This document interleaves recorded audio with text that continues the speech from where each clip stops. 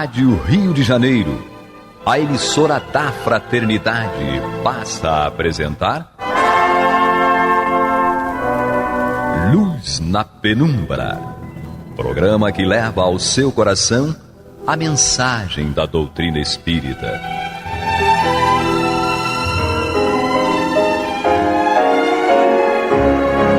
E com vocês, Eduardo Araújo, para o estudo de O Livro dos Médiuns, da obra codificada por Allan Kardec. Olá, prezados amigos da Rádio Rio de Janeiro, sejam todos muito bem-vindos. Estamos aqui reunidos para juntos estudarmos o Livro dos Médiuns de Allan Kardec, na companhia de Paulo Renato. Deus nos abençoe. Maria de Fátima Miranda. Jesus nos conduza. E na técnica o Vinícius. Agradecemos a todos vocês que estão chegando com o seu radinho, você que está nos acompanhando aí pelo YouTube, pelo site. Sejam todos muito bem-vindos. Nós estamos aí dando sequência ao estudo do Livro dos Médiuns e hoje vamos ao último item do capítulo 3. Capítulo muito importante que trata do método. Gosto muito desse capítulo. É fundamental que ele seja estudado com muita atenção. Hoje vamos dar início aí ao último tópico deste capítulo, no item 35. Então vamos lá. Diz Allan Kardec: aos que quiserem adquirir estas noções preliminares pela leitura das nossas obras, aconselhamos que as leiam nesta ordem. Então, muito legal aí. Ele vai dar a dica de como a gente deve estudar, como começar a estudar a doutrina espírita e quais livros seriam importantes nós lermos dentro de uma cronologia aí que favoreça esse aprendizado da doutrina espírita. E ele inicia falando do livro que é o Espiritismo. Vou deixar o Renato ler aí. Tá bom.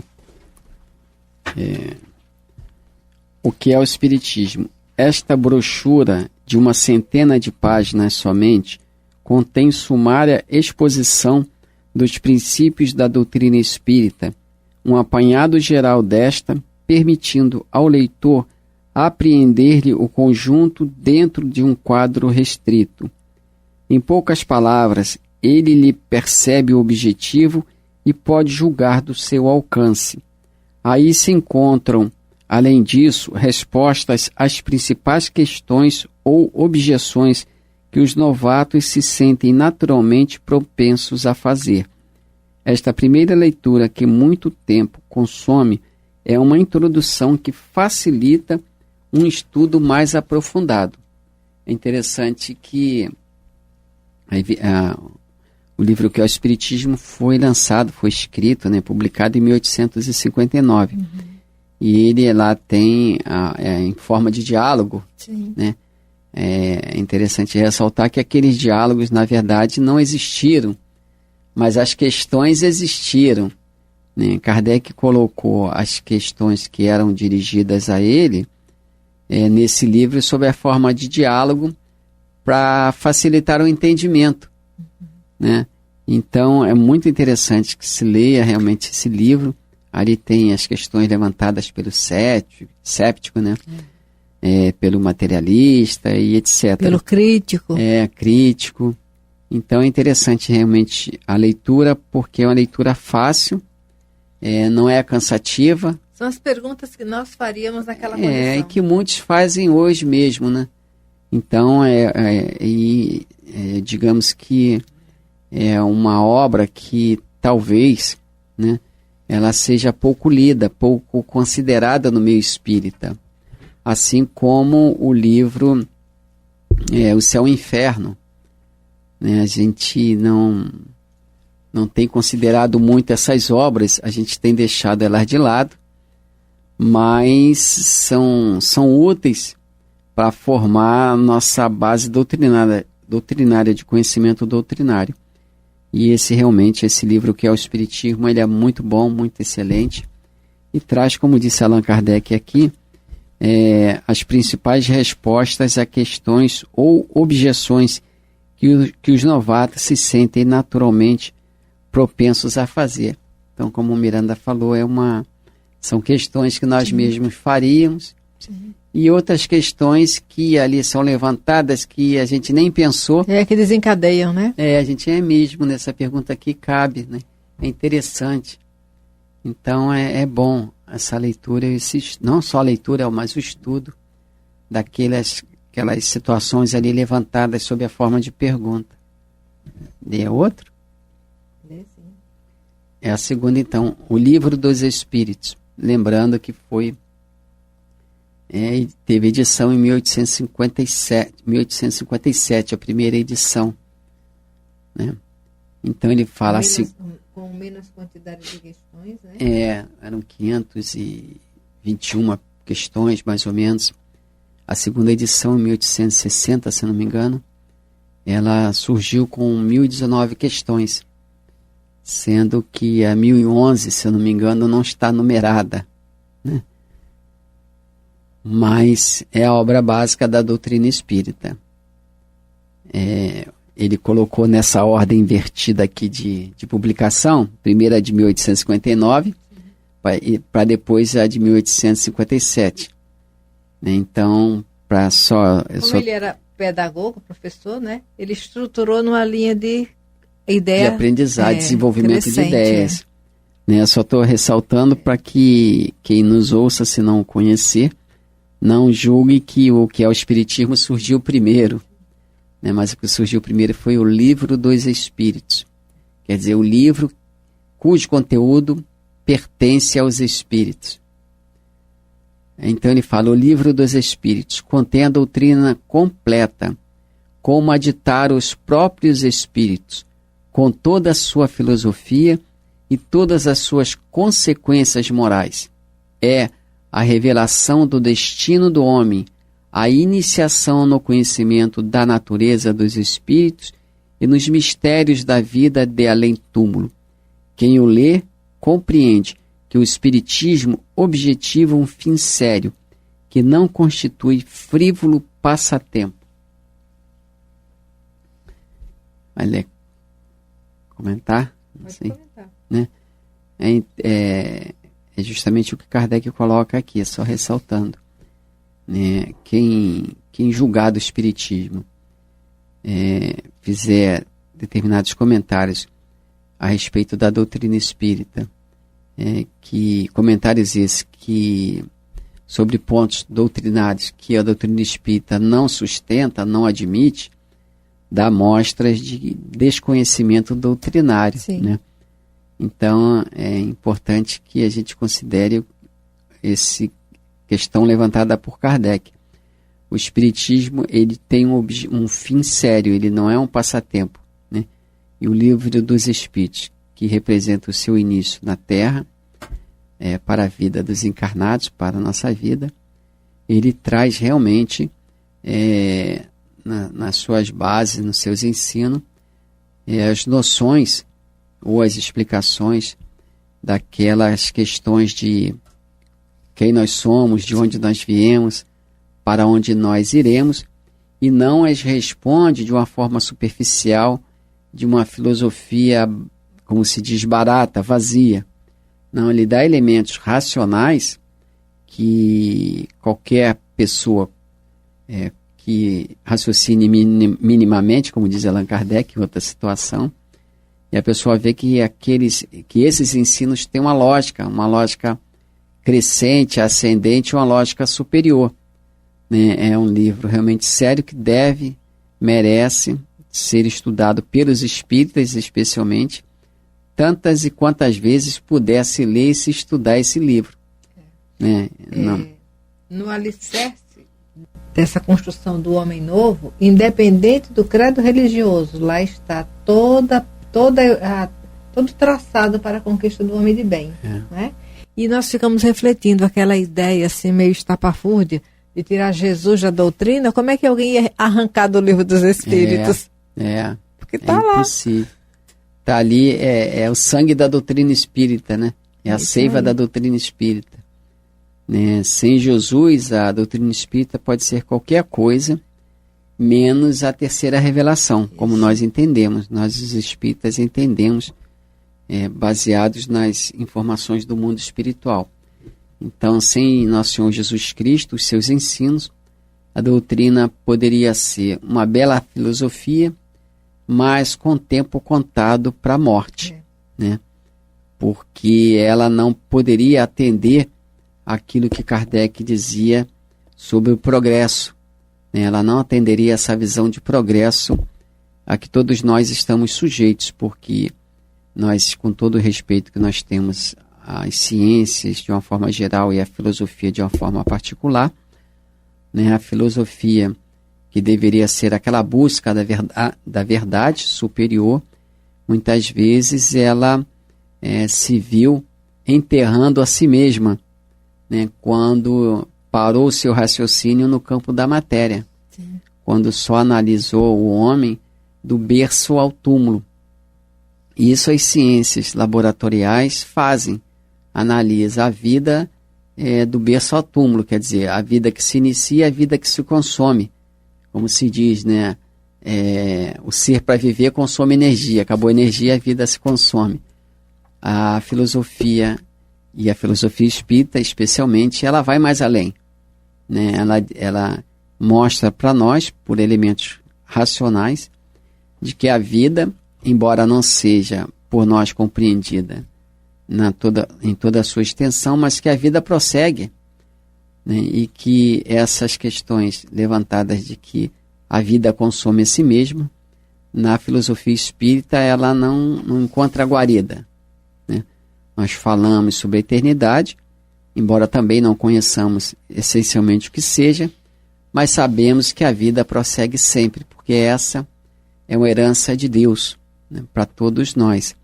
Então a doutrina espírita ela traz para nós essa verdade, né? Ela mostra para nós que a vida tem um sentido, tem um objetivo maior do que aquilo que nós possamos vislumbrar. Então, o estudo da doutrina espírita, a partir do Livro dos Espíritos, que é sua obra básica, ele é realmente absolutamente necessário para quem queira aprofundar raciocínios nessas questões que são, propriamente falando, da filosofia, né? Quem eu sou, para onde vou, o que eu estou fazendo na Terra. A meu ver, no meu caso particular, sem essa visão da doutrina espírita, ficaria difícil dar uma resposta a essas questões, uma resposta que pudesse nos tranquilizar a consciência, né? Porque a doutrina espírita nos aponta um futuro glorioso, né? Um futuro feliz e com possibilidade de ascensão espiritual sempre constante. Então é bom, necessário, que a gente realmente se dedique à obra básica da doutrina espírita, que é o Livro dos Espíritos. Não basta ler uma vez, nem duas vezes, nem três vezes. É necessário estudá-la enquanto se tem tempo. Vamos ao Livro dos Médiuns? O Livro dos Médiuns, sua edição foi em 1861, né? E o Kardec diz assim: o Livro dos Médiuns destina-se a guiar os que queiram entregar-se à prática das manifestações, dando-lhes conhecimento dos meios próprios para se comunicarem com os espíritos. É um guia tanto para os médiuns como para os evocadores, e o complemento do Livro dos Espíritos. Lembrando que o Livro dos Espíritos contém todas as obras básicas, né? O Kardec não poderia fazer um único livro, senão ficaria muito volumoso para se carregar, para se ler. Então, os princípios da doutrina espírita estão todos contidos no Livro dos Espíritos, mas eles foram desdobrados, ampliados nas obras subsequentes, Livro dos Médiuns, o próprio que é o Espiritismo, o Evangelho segundo o Espiritismo, a Gênese, né, o Céu e o Inferno. Então essas outras obras, elas saíram, foram ampliadas, mas saíram do Livro dos Médiuns, dos Espíritos. São as paredes, né? O Livro dos Espíritos contém todas as obras básicas. Então ele fala que é o complemento de O Livro dos Espíritos, por isso que ele diz é o complemento do Livro dos Espíritos. Ele aprofundou mais aquilo que já tinha. E as questões morais, ele trata, o Livro dos Espíritos, as questões morais estão ali tratadas no Evangelho segundo o Espiritismo. As leis morais, aqui na introdução do Livro dos Espíritos... Tem tempo.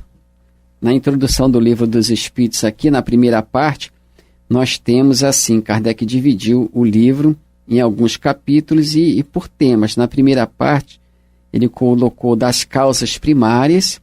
Na segunda parte, ele colocou do mundo e uma série de questões a respeito do mundo espírita ou mundo dos espíritos, que tem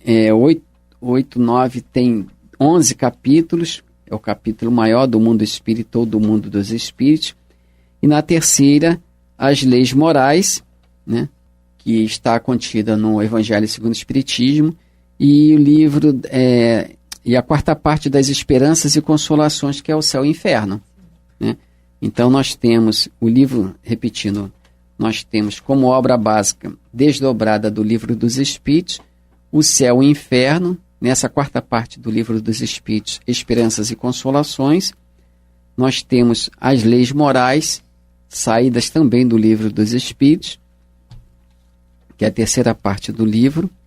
E nós temos o Livro dos Médiuns, que é esse que nós estamos lendo, que é essa parte segunda, do mundo espírita ou mundo dos espíritos, que é essa comunicação com o mundo espiritual e as suas relações com o mundo corpóreo e com o próprio mundo espiritual, que é a parte prática, digamos assim, da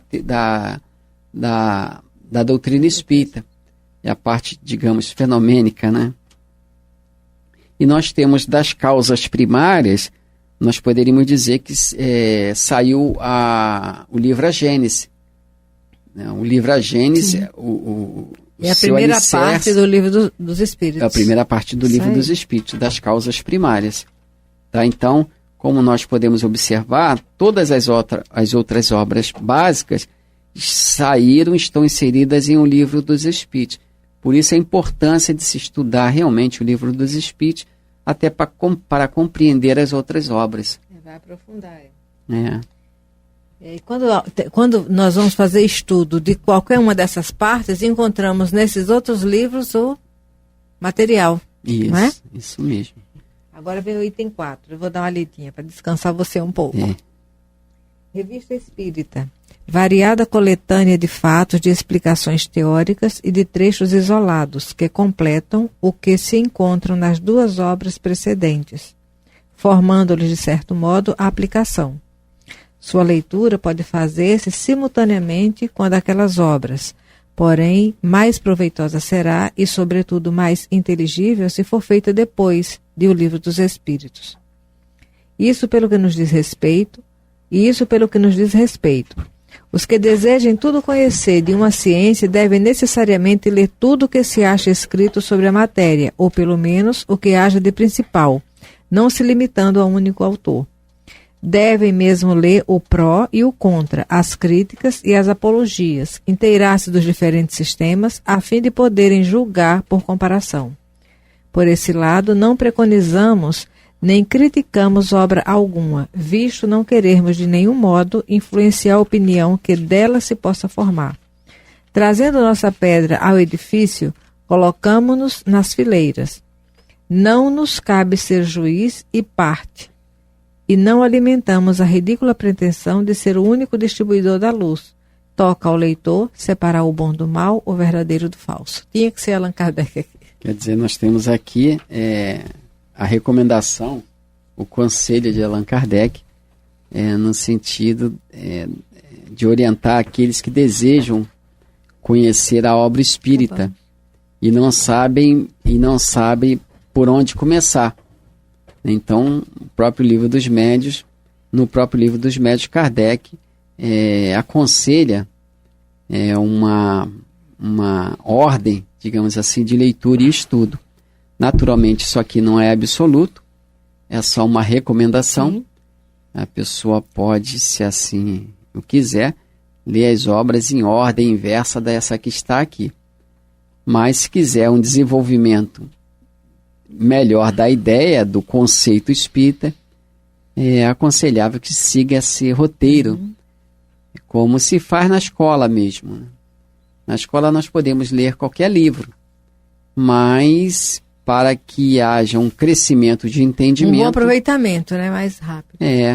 Para que haja um melhor proveito de entendimento, no campo do entendimento, o professor orientador, ele cria um método que é progressivo, que vai somando o aprendizado. E é o que Kardec faz aqui. Ele criou um método, uma sugestão em que favorece para nós essa progressão de entendimento, de compreensão do que seja a doutrina espírita. Então nós observamos um número imenso de material para ler, para estudar. Se só nos contentássemos com esse material aqui, sugerido por Allan Kardec, nós não precisaríamos ler mais livro nenhum, porque tem muita coisa aqui para estudar. É importante, algumas pessoas podem estar se questionando, né, por que não está aqui incluído o livro Evangelho segundo o Espiritismo. Nós sabemos que o primeiro livro publicado por Allan Kardec foi o Livro dos Espíritos, em 1857. O segundo livro foi em 1861, que foi o Livro dos Médiuns. E somente em 1864 é que foi publicado o Evangelho segundo o Espiritismo. Então, no Livro dos Médiuns, a época, publicada em 1861, ainda não tinha o Evangelho. E nós sabemos que algumas pessoas até questionam por que o Evangelho veio em terceiro. Era porque era fundamental naquele momento, né, que as pessoas estavam buscando muito conhecer o Espiritismo. Primeiro tinha que ter todo um corpo teórico que o Livro dos Espíritos proporcionou. E em segundo lugar, acredito eu, que os espíritos, observando aquela busca, né, pelo conhecimento, pelo fenômeno, que tinha que se mostrar o que eram aqueles fenômenos e como lidar com eles. Então, o Livro dos Médiuns. E aí sim, foi possível começar a adentrar no campo moral com o Evangelho segundo o Espiritismo. Seria isso, Paulo Renato? Se seria exatamente, não dá para saber, né? Mas tem sentido, né? Tem sentido. Quando Kardec escreveu o livro, o Evangelho segundo o Espiritismo, que a época tinha o nome de Imitação do Evangelho, o senhor Didier, né, da editora, que sugeriu a Allan Kardec a mudança de nome. Ficou bem melhor. Bem melhor. Mas quando ele escreveu o Evangelho segundo o Espiritismo, o Espírito de Verdade falou para ele: agora a construção, a obra, né, o edifício sai do seu esqueleto. Então essa obra estava dentro dos planos do mundo espiritual e surgiu na época apropriada. Porque se surgisse o Evangelho segundo o Espiritismo antes do Livro dos Espíritos, teria a reação... Seria muito maior. Da igreja muito seria maior. Como diz Kardec, como disseram os Espíritos de Allan Kardec. Leram o Livro dos Espíritos, né, e deixaram passar, mas quando eles lerem o Evangelho, vão descobrir qual é a finalidade da doutrina espírita, e o clero gritará a heresia. Né? E não foi diferente do que aconteceu. Então era primeiro necessário surgir a filosofia para que ela encontrasse guarida, respaldo no coração das pessoas, para que depois pudesse surgir o Evangelho segundo o Espiritismo. É isso aí, muito bom. Muito obrigado, Paulo Renato, Maria de Fátima Miranda, e a todos vocês, prezados amigos ouvintes. Muita paz e até o próximo programa, se Deus quiser.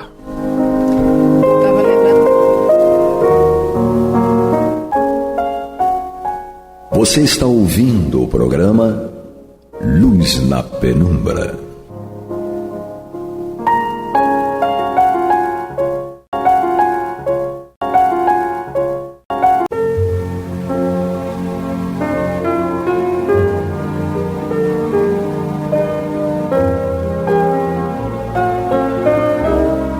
A Rádio Rio de Janeiro está levando ao seu lar e ao seu coração a mensagem consoladora da doutrina espírita, através do programa Luz na Penumbra.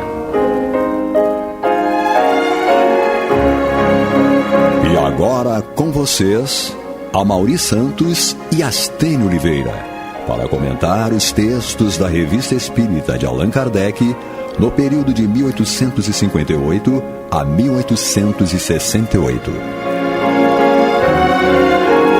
Olá, meus amigos, meus irmãos queridos, estamos aqui de volta, né?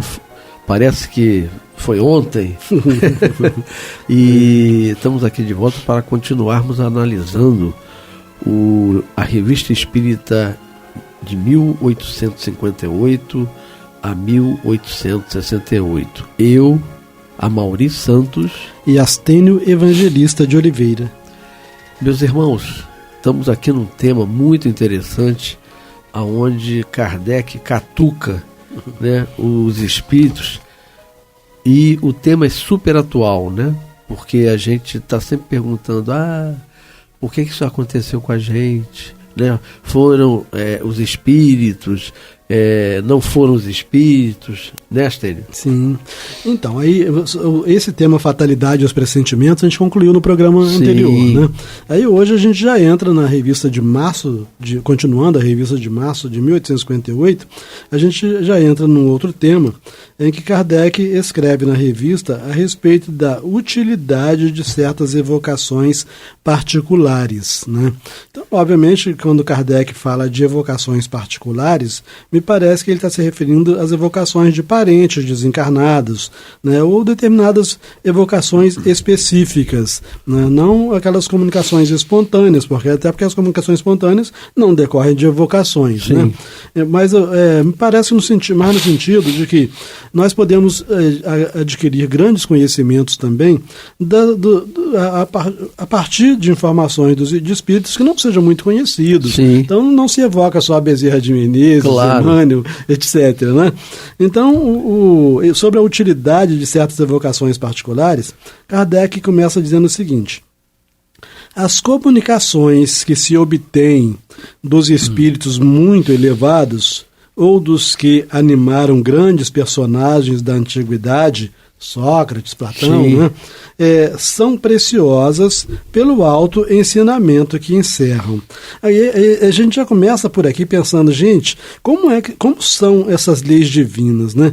Porque alguém que teve grande importância na história, né, que exerceu grande influência na cultura humana, de repente pode ser evocado num determinado centro espírita, né, e normalmente atende a evocação. É verdade. Então a gente vê que a grandeza no plano material não significa muito no plano espiritual. Né? E a grande disputa entre os espíritos seria de quem serve mais. Então o ato de servir, né, é o que destaca o espírito. Né? Exatamente. Então daí o Kardec está dizendo, as comunicações que se obtêm dos espíritos muito elevados ou dos que animaram grandes personagens da antiguidade são preciosas pelo alto ensinamento que encerram.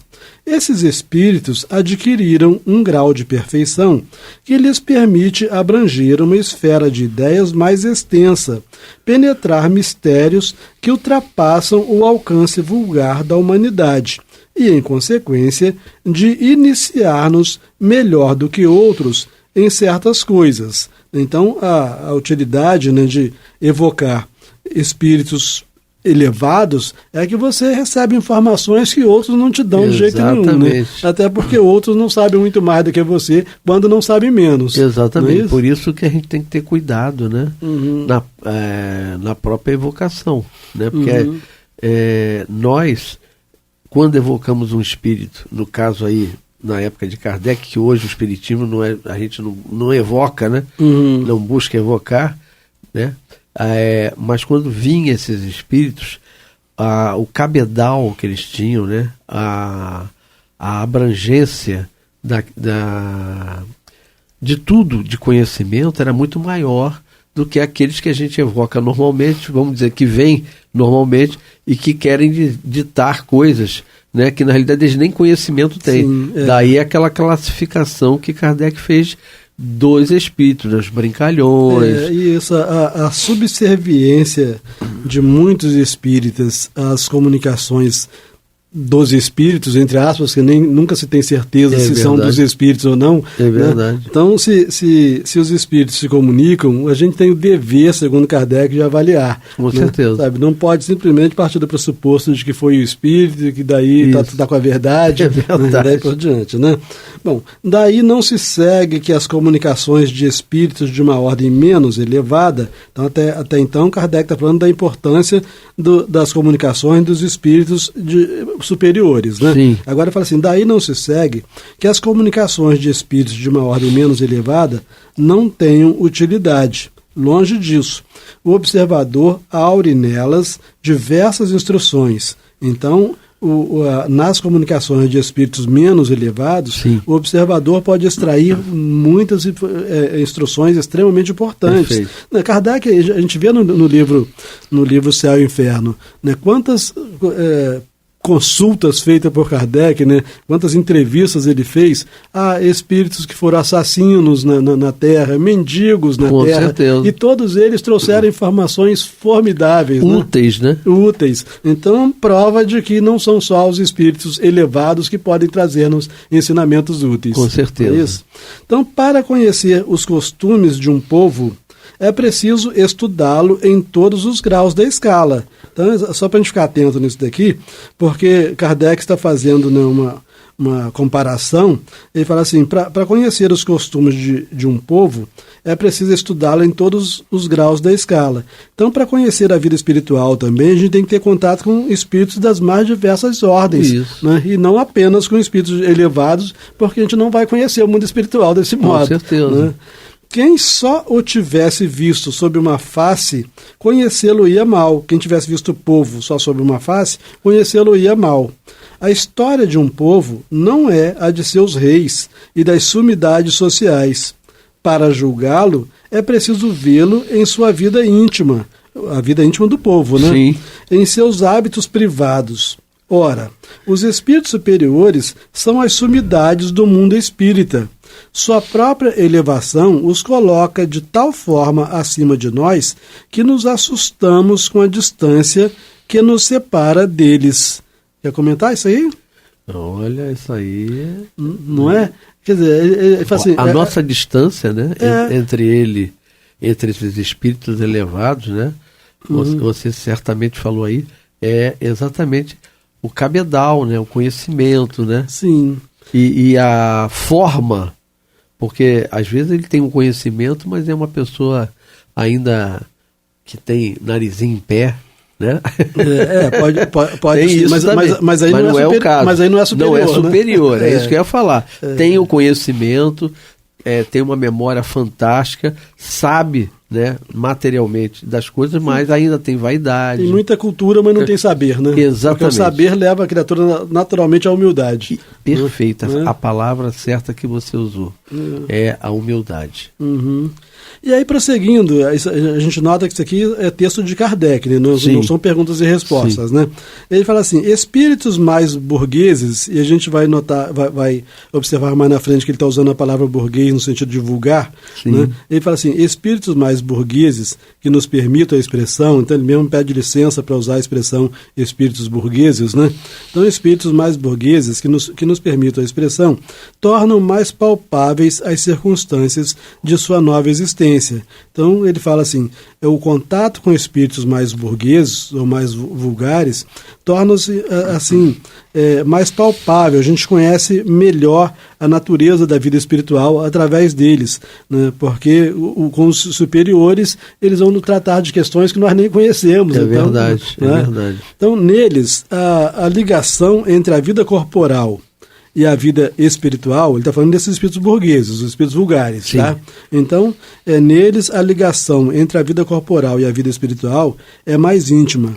Nós a compreendemos melhor, porque nos toca mais de perto, né? Então, um espírito da nossa hierarquia desencarnado, falando-nos das suas peripécias na vida da além-túmulo, a gente compreende melhor do que um espírito que nem passou por essas peripécias de tão elevado que ele Não é verdade? Né? Então, ele vai dizer que desencarnar é uma beleza, né? que você encontra a luz, etc. Você me lembrou agora do Chico, quando ele virou no avião, né? E o Emmanuel falou para assim, Mas procura desencarnar com educação. Morrer com educação, né?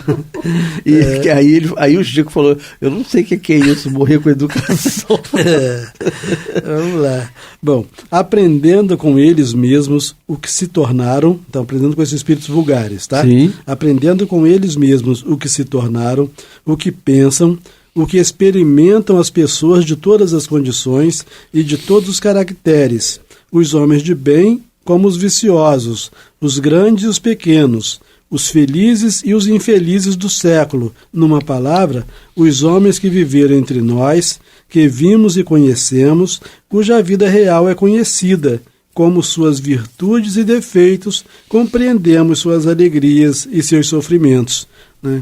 Então, como a realidade deles é mais próxima da nossa realidade, sim, quando nós até os conhecemos pessoalmente, então foi um espírita que fazia palestra, falava isso, na Rádio Rio de Janeiro, e aí diz que está no umbral, né? É verdade. Voltei. Lembra do voltei? Não é isso? Bom, aí ele prossegue aqui dizendo assim, ó, a eles nos associamos, né? Ou seja, com eles nós nos identificamos, esses espíritos mais vulgares, né? Sim. A eles nos associamos e neles aurimos um ensino moral tanto mais proveitoso quanto mais íntimas as relações entre eles e nós. Colocamo-nos mais facilmente no lugar de quem foi igual a nós do que no daquele que vemos apenas pela miragem de uma glória celeste. Está claro isso, não está? Claríssimo.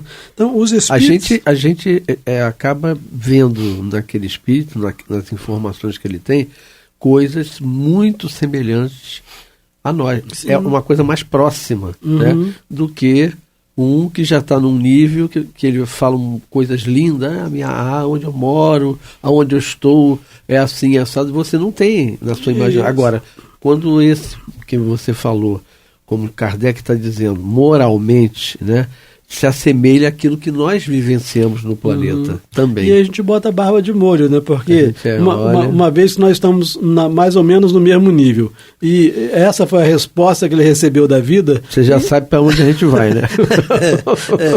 Então vamos lá.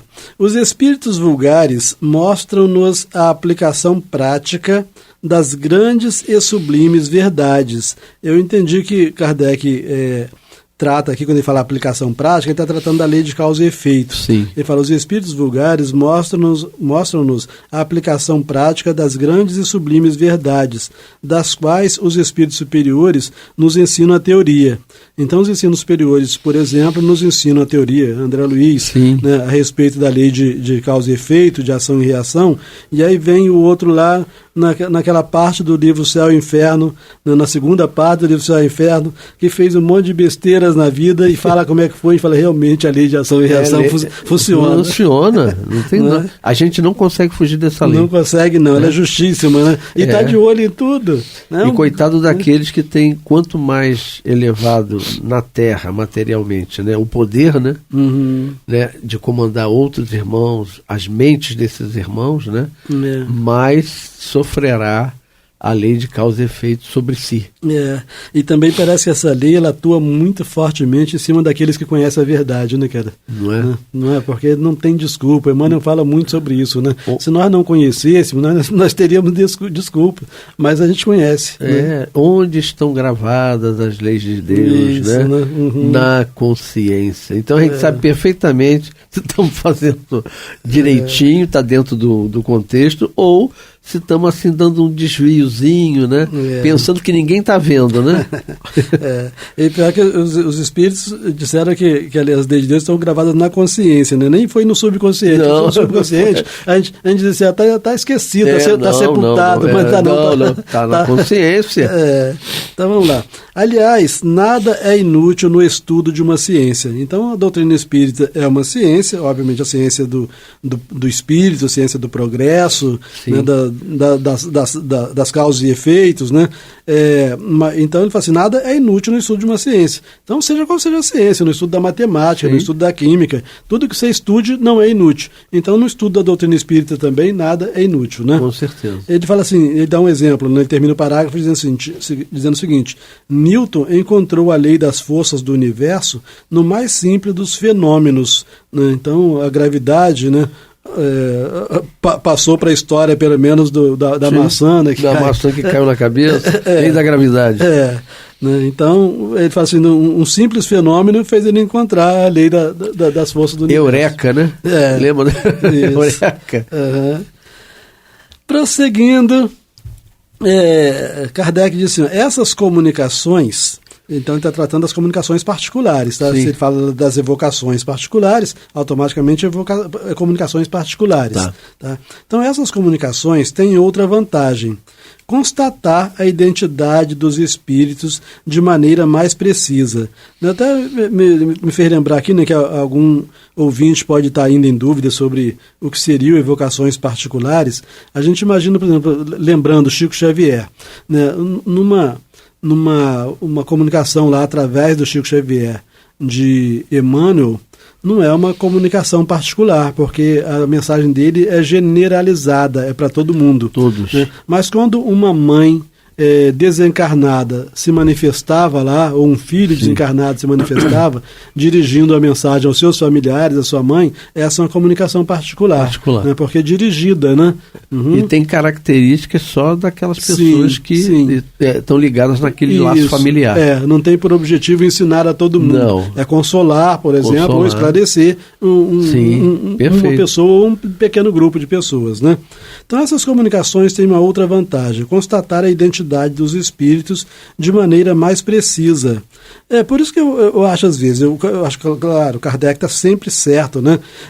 Se ele fala que essas comunicações particulares essas comunicações têm outra vantagem, constatar a identidade dos espíritos de maneira mais precisa. Então, as comunicações particulares têm essa vantagem de constatar a identidade dos espíritos. Se eu recebo uma comunicação através de um determinado médium, que presume-se, ou que até está teoricamente assinada pelo meu pai desencarnado, mas não há nada ali que faça eu constatar a identidade dele. Perfeito. Por que perdeu tempo de me enviar uma mensagem se não há nada que me faça constatar? Com certeza. Entendeu? Então, eu parto do pressuposto que, se não há nenhuma dica que indique que aquele ali foi meu pai, eu vou desconsiderar. Não precisa ser tão radical, mas assim, mas eu preciso de mais provas, né? Sim, mas cadê as provas? Exatamente. As provas não vieram junto com a comunicação. Eu me lembro de um caso que aconteceu com a minha esposa, você sabe, e as pessoas sabem, a minha esposa vem de família evangélica, mas ela tem mediunidade visual. E nós estávamos na casa de uma vizinha, e na casa tem um corredor, e nós estávamos conversando, sentados na mesa da cozinha. E aí eu percebi, porque eu estava sentado de frente para ela, que a minha esposa estava vendo alguma coisa no corredor. E aí, nisso que eu falei para ela assim, você está vendo alguma coisa, né? Aí ela falou assim, estou, junto com a vizinha. E aí ela falou assim, eu estou vendo uma pessoa na porta do quarto da mãe dessa nossa vizinha, e ela está com uma camisa branca, e esticou a camisa, e na camisa está escrito Antônio. A vizinha virou para minha esposa e para mim falou assim, é meu pai. Aí ela falou, eu não sei se é seu pai, né? O nome é Antônio, mas isso não quer dizer que seja seu pai.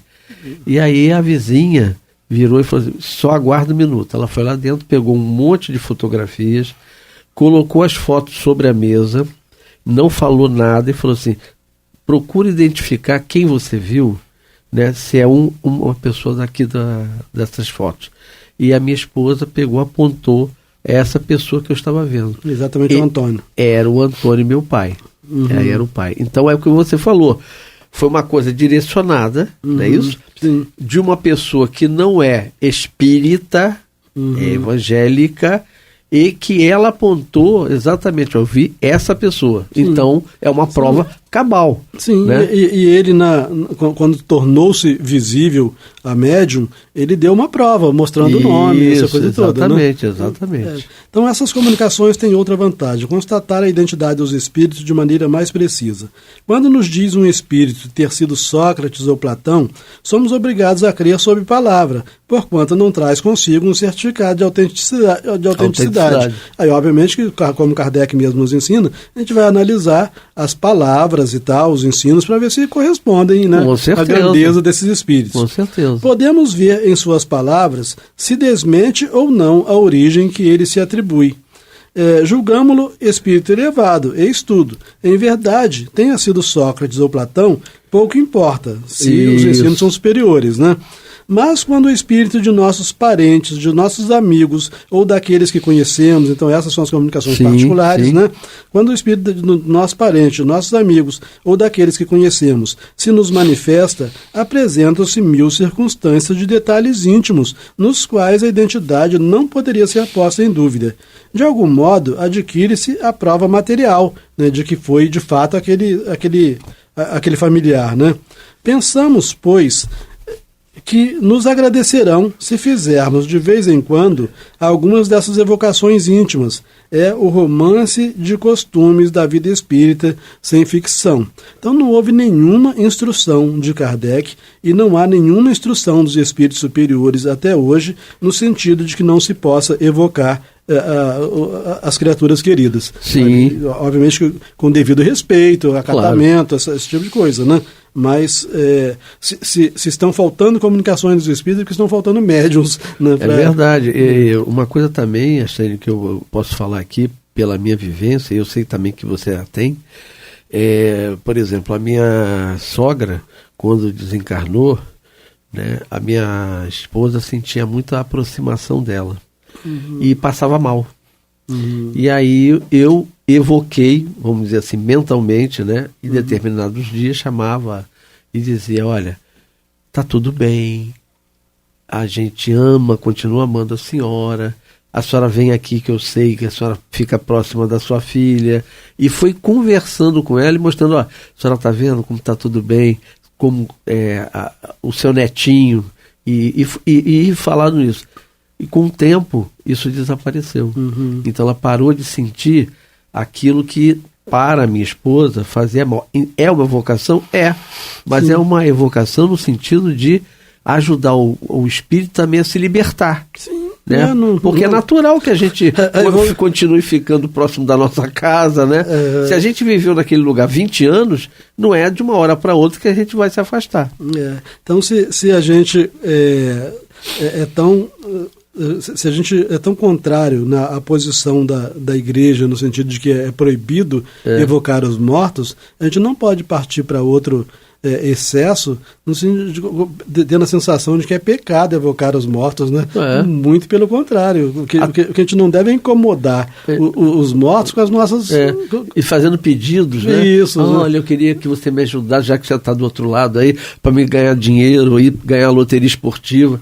Essas coisas absurdas que a gente vê, né? Até com os nossos excessos de tristeza por causa da partida deles, né? Sim.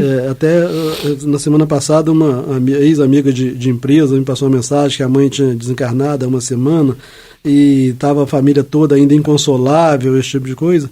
Eu disse, olha, ajuda você mesmo e ajuda ela. Sempre que se lembrar dela, envia um abraço, sabe? Não envia uma lágrima não, porque isso é ruim para ela e é ruim para você. Perfeita a sua colocação.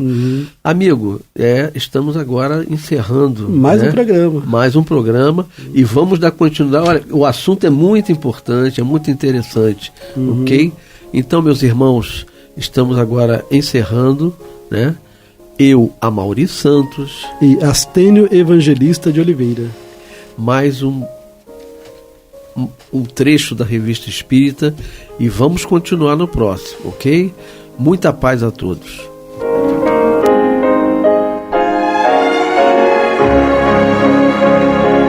E vamos ouvir agora a prece de encerramento de nosso programa, na voz de Geraldo de Aquino. Jesus, dá-nos coragem para a luta, piedade para os insultos e misericórdia para as injustiças e ingratidões. Limpa nossa alma de inveja e ambições mesquinhas, de ódio e de vingança o nosso caminho. E que dentro em pouco, ao recolher-nos de novo ao calor do nosso leito, para que o sono nos dê a paz e o esquecimento das tristezas humanas, possamos sentir, Senhor, no mais íntimo de nosso ser, a doçura indefinível do teu amor e a grandeza incomparável da tua divina presença. Que assim seja.